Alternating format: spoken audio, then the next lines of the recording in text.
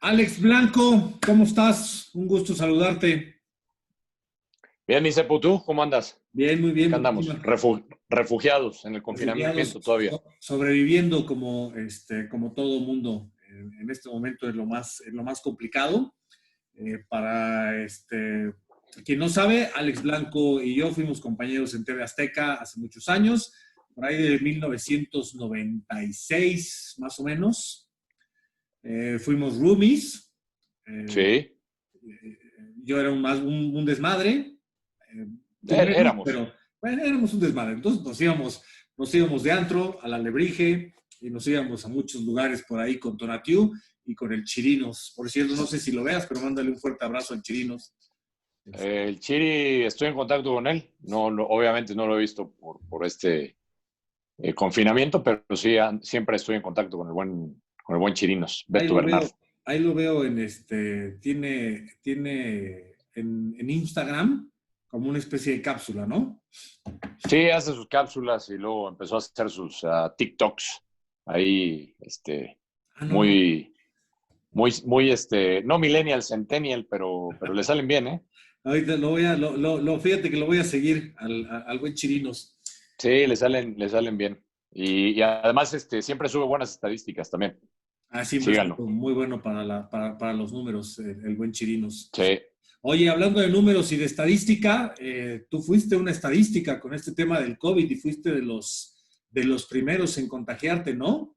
Para la gente que de repente, y sobre todo en este momento, siente que no pasa absolutamente nada, que es un invento mundial, en donde hay que salir y que es una simple gripa.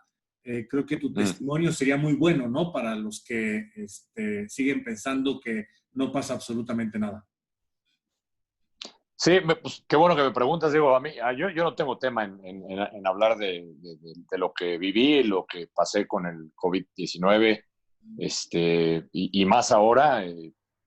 Coincido contigo que, digamos, en esta nueva normalidad que algunos la entenderemos ya permanente, ¿no? Creo que va a ser así por bastantes meses, pero a partir de que dan el banderazo para algunas, digamos, eh, algunas empresas, ¿no? O más bien algunos rubros a partir del 1 de junio, como la industria automotriz, la construcción, la minería, que no se malentienda, o Las sea, se da el chelas. banderazo, exactamente, las chelitas, que es importante, o era importante para muchos, estaban ya sedientos, pero lo importante es que se activen esas industrias.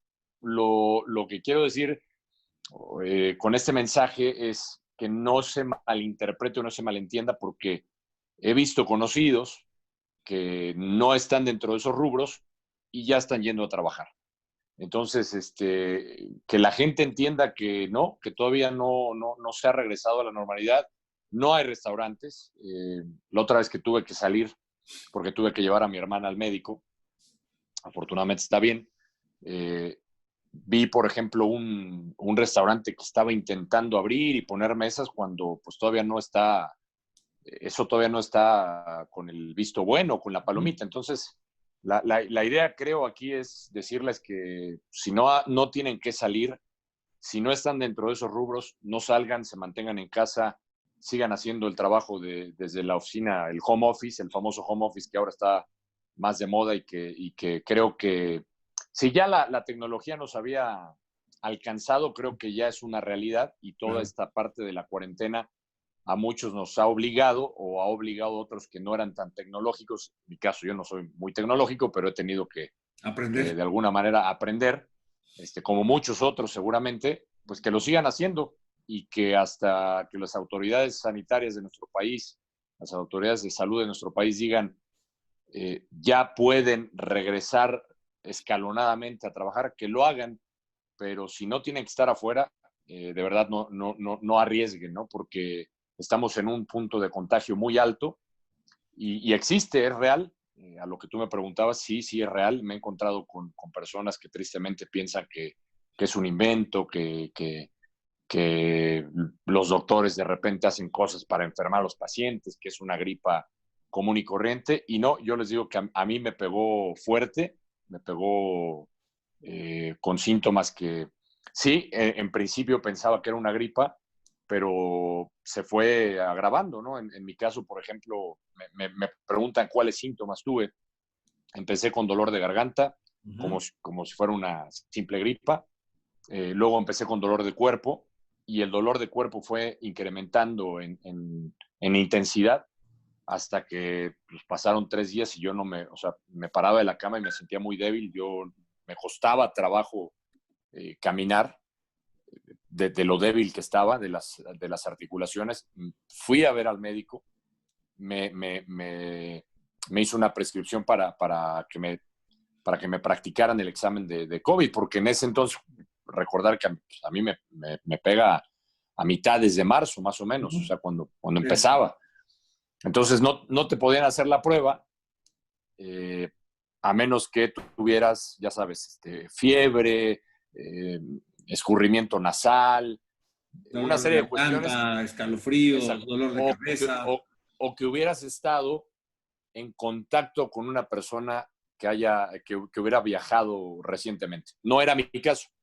Por eso fui al doctor, la doctora, que ya cuando llegué con ella, pues yo me sentía muy mal y me aplicaron la prueba en la casa y me asusté mucho porque justo cuando fui a ver a la doctora, perdí el olfato, Ok. ya no olía, que era uno de los síntomas que en ese entonces estaba yo leyendo que era un síntoma del COVID. Dije, ya, o sea, ya cuando no empecé a perder el olfato, dije, seguramente soy positivo. Llegué al hospital de emergencia y cuando llegué a emergencia, pues ya llegué con neumonía.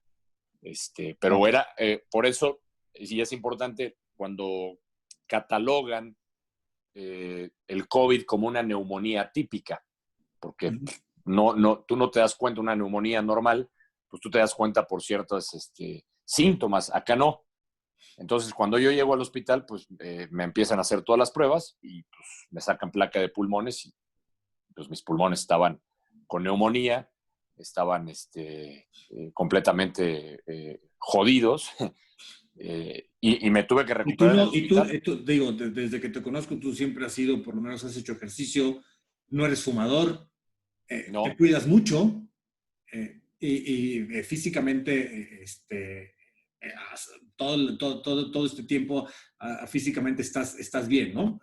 Vamos, esto no solamente pasa con los que tienen algún problema pulmonar o son diabéticos o son fumadores. sí, no, digo, a ver, yo trato pues, de cuidarme, digo, de mantenerme haciendo ejercicio por una cuestión, digo, más que estética, pues ya de salud, ¿no? Ya cuando uno llega a nuestra edad, mi querido Sebo, pues No sé. hay que cuidarse de varias maneras, ¿no? En la alimentación, en el ejercicio.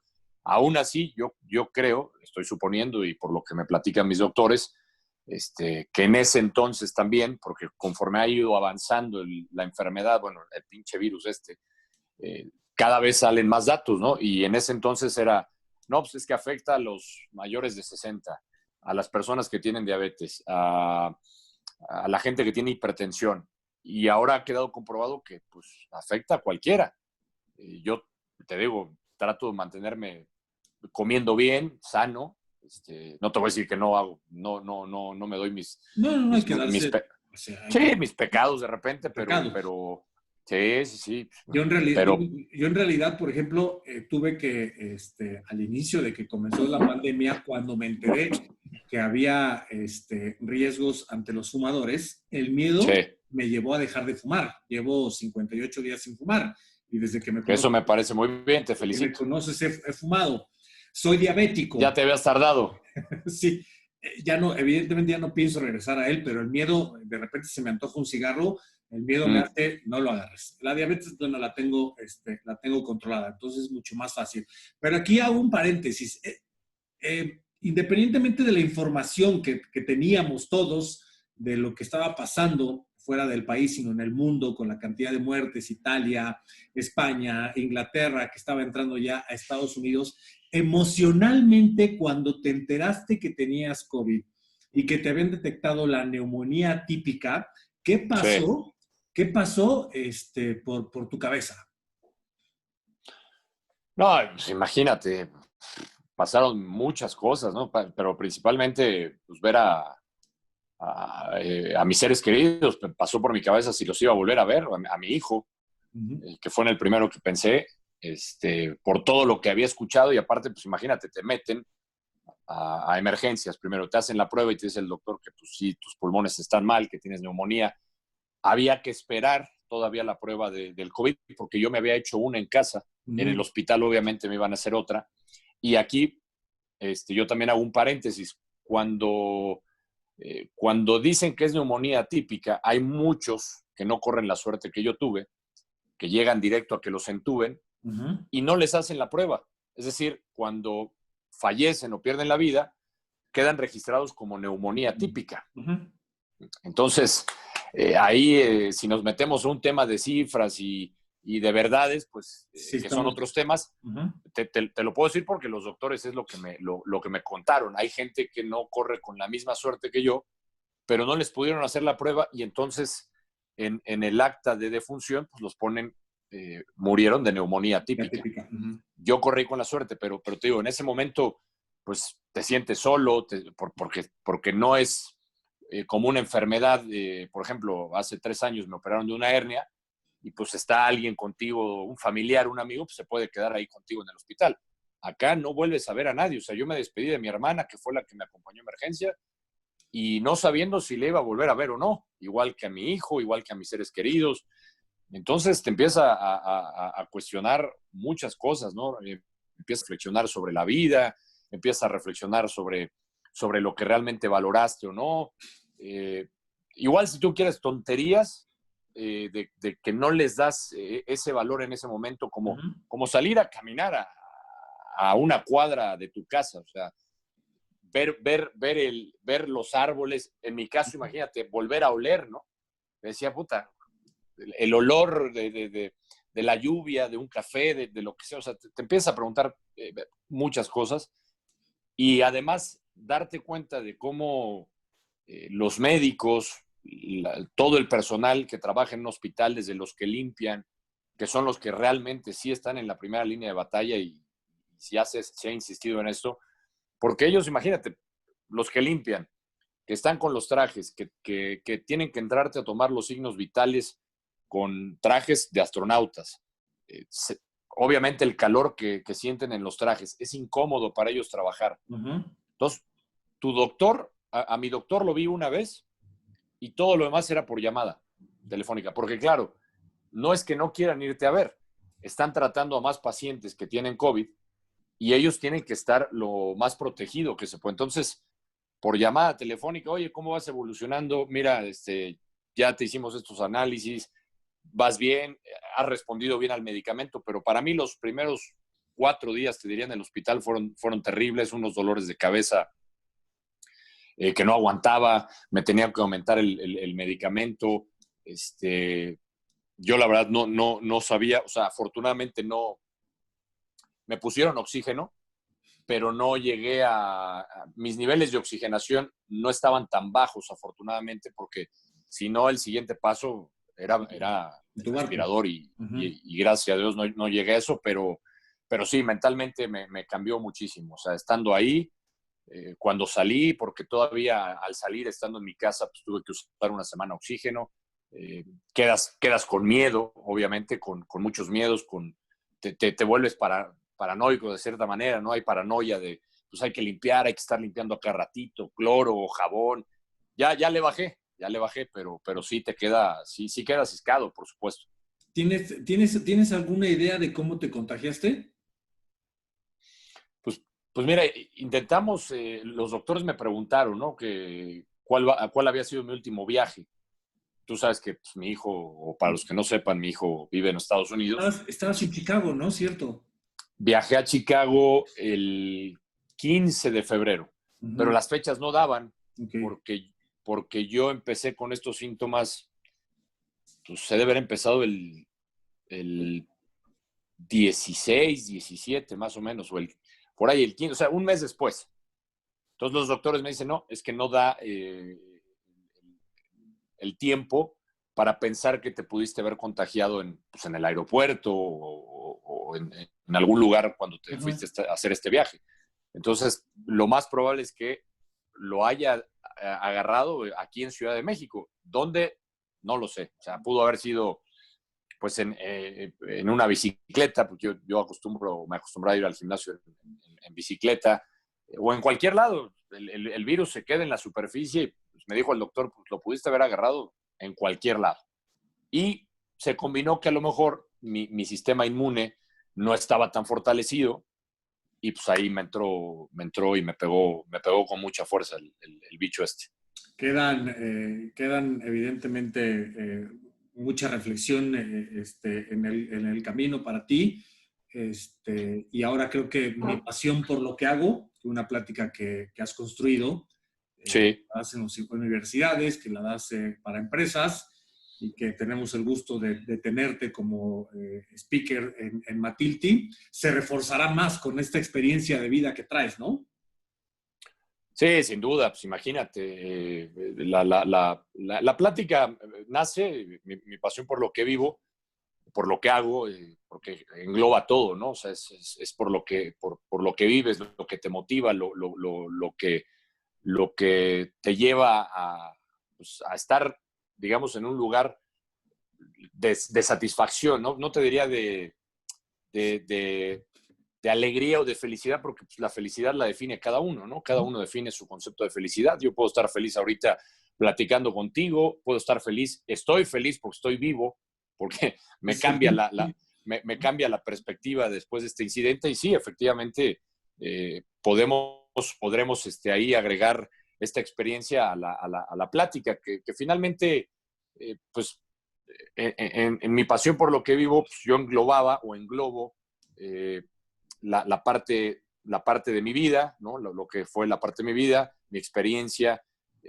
cómo fui creciendo, qué situaciones me afectaron puntualmente en mi vida, como el divorcio de mis padres, por ejemplo, que lo menciono ahí, que fue una parte muy importante, donde yo me metí al deporte, y esa parte para mí fue vital, porque finalmente el deporte es lo que me lleva o me llevó a estar donde ahorita estoy laboralmente, hablando profesionalmente. Entonces, se van ligando elementos importantes, como situaciones de dolor, ¿no? En mi caso, por ejemplo, el divorcio de mis padres, cómo lo convierto a una cosa positiva, que es el deporte, y el deporte me lleva a seguir, por ejemplo, a líderes en ese momento, que ahora está muy de moda lo de Michael Jordan con el documental, que para mí fue un ídolo y fue un personaje, fue un deportista que me marcó mucho en esa época y que influyó, ¿no? Que influye, y que lo menciono en la plática, en la cuestión pues,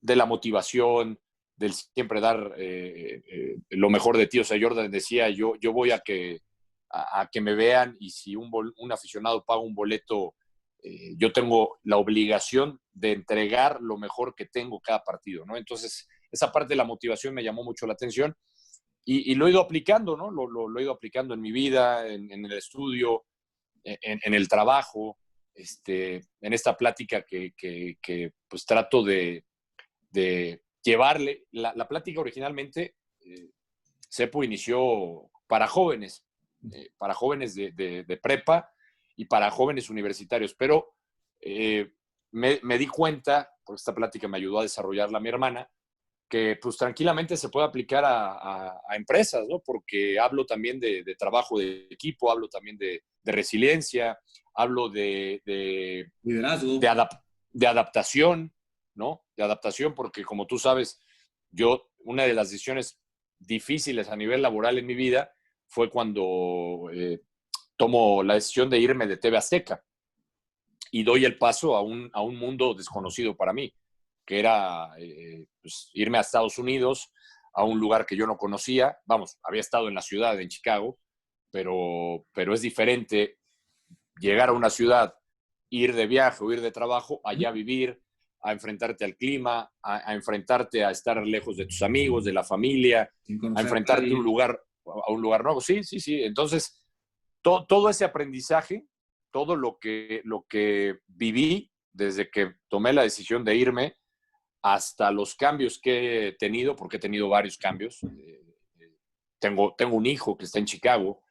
Todo eso ha sido parte del aprendizaje, ¿no? Y cómo lo vas llevando, cómo te vas adaptando a tus compañeros cómo conoces al compañero también de trabajo, que te tienes que poner en el lugar del compañero, porque hay veces que, y yo siempre he sostenido esto, si la química fuera, y con química me refiero a que no necesariamente tienes que ser el super brother, el super cuate, ¿no?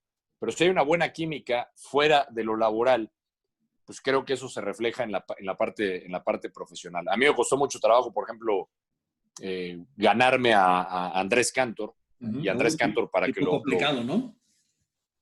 Sí, o sea, mira, es un, ¿cómo te diré? Para que nos ubiquen o a la gente que nos vea que no sepa quién es Andrés Cantor, que es un narrador argentino que tiene mucho tiempo arraigado en los Estados Unidos y es de los pioneros, ¿no? En la cuestión de los deportes en los Estados Unidos.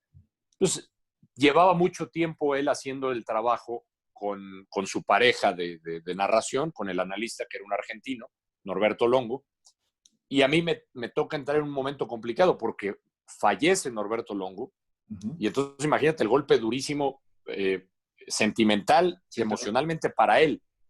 Y de repente que lleguen y le digan, oye, pues ¿qué crees que te van a poner pues, a este cuate que acaba de llegar? Es un mexicano que viene de la estación de Chicago, de Telemundo. A mí me habían contratado para ser reportero y hacer algunos noticieros deportivos, pero no para ser analista con él. Y de la noche a la mañana, pues a mí me cambia la vida y se la cambia a él también, porque o sea, él no se tenía que adaptar a mí, yo me tenía que adaptar a él. Claro. Y lo fui conociendo, ¿no? Lo fui conociendo. Me puse en su lugar, también dije, bueno, está pasando por un momento difícil, tiene un humor, hay que decir que hay argentinos que tienen un humor negro, un humor difícil, un humor que hay que saber entender. Y bueno, la gente, me acuerdo que en las transmisiones me decían, no, es que cómo aguantas, Andrés, y te trata mal. Y yo no lo veía así. Yo, la verdad, sé porque yo no veía que me tratara mal. Simplemente yo veía que él tenía su forma de ser. Y bueno, pasó casi un año para sentir que yo había hecho ya una química con él, ¿no? Que me lo había ganado, que trabajando a base de trabajo también me lo gané. Entonces, toda esta parte de las experiencias que he vivido, que he tenido en distintas partes del mundo, que he tenido la fortuna también de trabajar con gente muy profesional que me ha enseñado mucho, que me ha dejado mucho desde Azteca, como tú lo decías, con gente muy profesional. Pero en todo este camino, pues me he ido encontrando obstáculos que de alguna manera los he podido brincar, ¿no? Te digo, el adaptarse a una ciudad. De Chicago me fui a Miami, otro clima completamente, otra gente completamente. En Chicago pues hablabas más inglés que español, en Miami ya volvías a hablar más español. Entonces, la idea de esta plática es decirle a los jóvenes, a la gente que nos vea de las empresas, pues cómo te puedes adaptar a esos cambios y cómo puedes ser mejor, por ejemplo, en tu trabajo día a día, porque muchas veces pues, nos pasamos quejándonos, ¿no? Y esa es la realidad, ¿no? Nos quejamos y decimos, no, yo debería estar ahí, yo quiero estar en ese lugar. Sí, yo también, pero hay que ganárselo. Y hay que saber también, Sepu, muy importante, que es lo que recalco también en esta charla, porque a mí me encanta leer sobre todo libros de deporte, ¿no? De motivacionales, de entrenadores. Y Pat Riley, que un ganador que ahora se dedica a la gerencia deportiva de Miami, que fue campeón con los Lakers, un gran entrenador. Hay un libro que se llama Ganador Nato, Winner with It en inglés, y ahí cita, hay una parte muy interesante donde dice, yo tuve que aprender mi rol cuando me fui a la NBA. Él era una estrella del básquetbol colegial. Él se va a la NBA y pues ahí él se dio cuenta que no podía competir de igual a igual con los jugadores que tenía, eran mejor que él. ¿Qué hizo Pat Riley?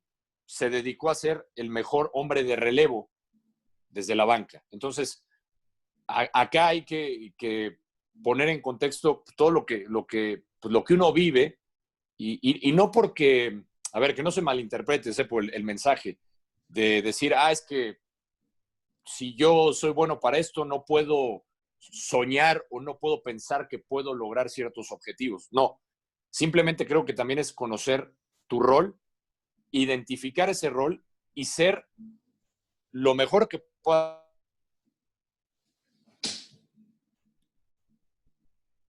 Ya se nos fue Alex Blanco. ¿Ahí sigues, mi Alex? Me voy a quedar limitado, ¿no? O que Pat Riley haya dicho en su momento, pues yo ya no voy a aportar. No, Pat Riley aportó desde la banca y después se hizo uno de los mejores entrenadores. O sea, una cosa no está peleada con la otra.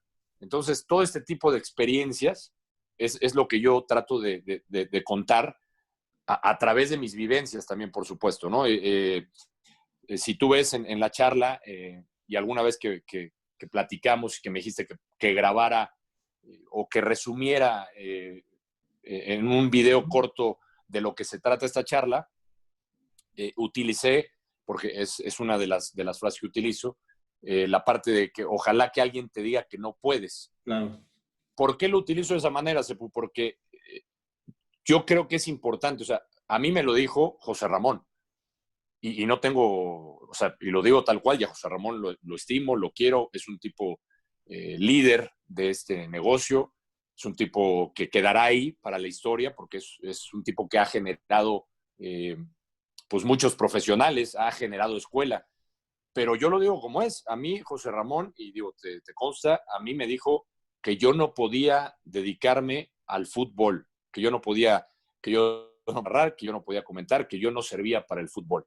Eso para mí fue una motivación porque le tuve que dar toda la vuelta a hacer fútbol en Estados Unidos. Yo narré fútbol en la MLS, en Chicago.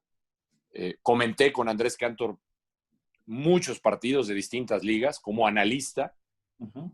Y hasta llegar nuevamente a encontrarme a José Ramón, ¿no? Lo que son las cosas, hasta que coincidí con él nuevamente en ESPN. Por eso yo digo, la parte esta fundamental de que haya alguien siempre que te va a picar, que te va a tocar el orgullo.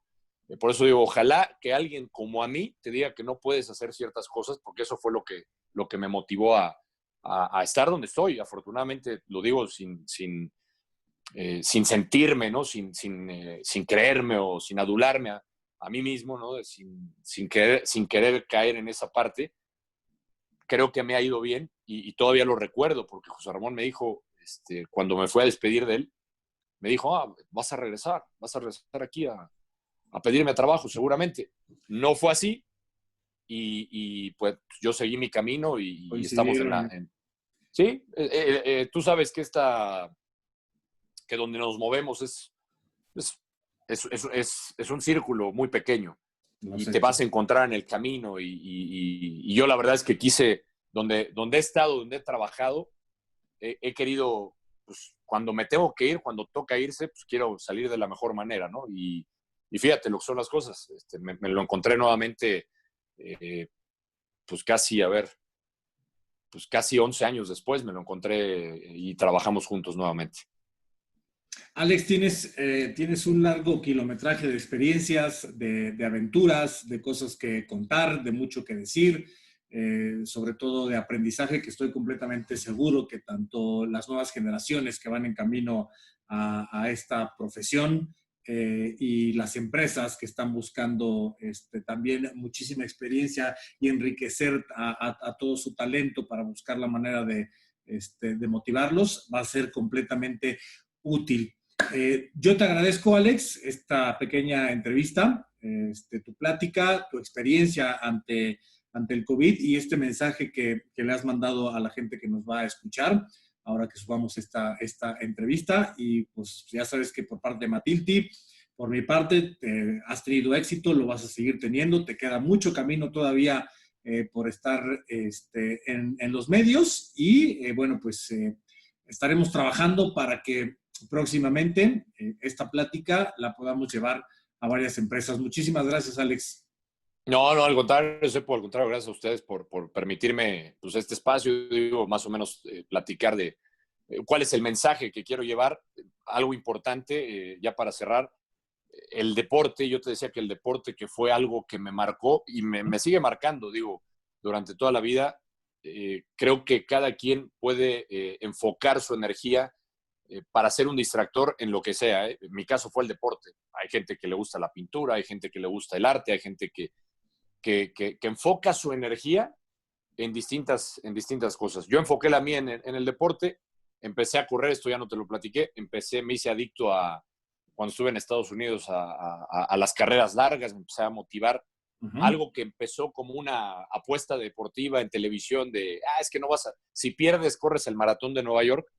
Y así empezó mi amor por la carrera, ¿no? Y creo, comparo un poquito lo de la carrera de distancia siempre con lo que vives en día a día, ¿no? Porque, por ejemplo, hoy, en este confinamiento, creo que es interesante el ejemplo, Sepu, la gente se desespera, ¿no? Ya está desesperada y quiere salir de su casa y estamos impacientes y ya no nos aguantamos y no, es que, y hasta de broma se dice, ¿no? Pues cuántos divorcios habrá o cuántos, habrá más nacimientos que divorcios. Yo lo que te digo, y lo comparo un poco en mi caso, con la carrera de distancia, cuando empecé a correr medios maratones y el maratón, el primero que corrí, que fue en Nueva York, que yo decía, ¿cuándo se acaba esta madre? 42 kilómetros, 42 y cachito. Yo decía, ¿cuándo voy a acabar esta madre? Y cuando de repente ves a tu lado pasar personas de 70, 80 años, con una energía, con una vitalidad que dices, espérame, a ver, algo está mal. Lo van disfrutando, yo no lo disfruto. Entonces, esa parte también sé porque en mi caso el deporte, y pongo el ejemplo de carrera de distancia porque es eso, ¿no? Es cómo la corres, es correrla con alegría, disfrutarla. Y yo creo que en este confinamiento, y también siempre pongo este ejemplo, ¿qué prefieres? ¿Estar en tu casa viendo series, leyendo, reinventándote, jugando con la familia, juegos de mesa, o que algún familiar tuyo esté en una cama, en un hospital, solo y abandonado? Y tal vez que no la libre. O sea, eso para mí es fundamental. Yo creo que hay que tener, dicen por ahí que la paciencia es la madre de todas las virtudes y tienen razón. Creo que hay que tener hoy, más que nunca, mucha paciencia. Hay que ser muy tolerantes con lo que estamos viviendo también a nivel global, porque además se juntó la pandemia con todo lo demás que está pasando en Estados Unidos. Sí. Y hay que ser más tolerantes, hay que ponernos siempre en el lugar de la otra persona. Estaremos bien, mi querido Alex. Te mando un fuerte abrazo. Sigue cuidándote, sigue creciendo y muchísimo éxito. Igualmente, Sepu, cuídate mucho. Ya sé que qué bueno que me da gusto que hayas dejado el cigarro. Y me siento bien, fíjate. Qué Bastante bueno. bien, bastante bien. Sé que te cocinas diario también. Te avientas tus buenas recetas, entonces cuídate también mucho. Y sé que andas con tu perrito, ¿no? Con la mascota. ¿Cómo se llama? El Goyo. Goyo. Goyo, ahí anda. ¿Cuánto tiene ya, Va a cumplir 4 años el 2 de octubre. Es un labrador, ¿no? Un golden. A un golden. Un golden. Está muy bonito el Goyo. Bueno, sí. Y lo sacas con todas las precauciones. Salgo y si veo a algún cristiano que se va a cruzar en mi camino, me cruzo la calle. O sea, no tengo contacto con nadie, salgo con el tapabocas, me pongo el gorro de la sudadera encima y salgo con los lentes. Entonces, está bien, Misa, pues cuídate mucho también y pues que todos estemos bien, que es lo importante, que seamos conscientes, ¿no?, de lo que está pasando y que cuidemos. Cuidándonos podemos salvar una vida. Así será, mi querido Alex. Bueno, estamos en contacto. Cuídense mucho, mi Alex. Nos vemos, Sepu. Un abrazo para todos. Bye.